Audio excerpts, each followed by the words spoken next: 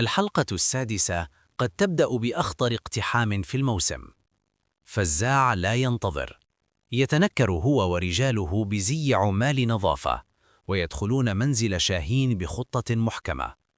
الهدف ليس السرقة ولا الاستعراض، الهدف شخص محدد.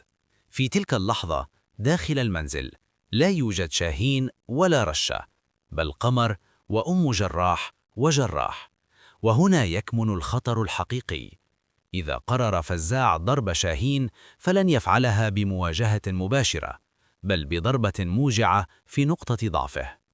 المؤشرات تقول إن الاقتحام لم يكن عشوائياً، بل نتيجة مراقبة دقيقة وتحركات محسوبة. لكن المفاجأة أن الأحداث لا تسير كما خطط لها.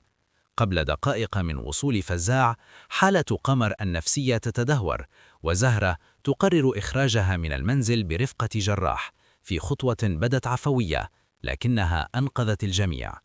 وحين ينتشر رجال فزاع داخل الفيلة، يكتشفون شيئاً غير متوقع: البيت فارغ. وهنا يتحول الاقتحام من عملية اختطاف إلى انفجار غضب. فزاع يعود إلى وئره ويبحث عن متهم. مبروك يصبح أول من يدفع الثمن، بعد أن تتزايد الشكوك بأنه يحاول خداعهم والاستحواذ على أسرارهم. لكن الأخطر أن فزاع في نفس الوقت يقبل عرض الشيخ رشاش ويدخل رسميا في تجارة المخدرات، ليس لأنه تخلى عن الانتقام، بل لأنه يريد قوة أكبر قبل المواجهة القادمة. الحلقة السادسة لن تكون مجرد فشل اقتحام، بل بداية مرحلة أخطر. فزاع يعمل في الظل وينتظر اللحظة المناسبة لضرب شاهين ورشة.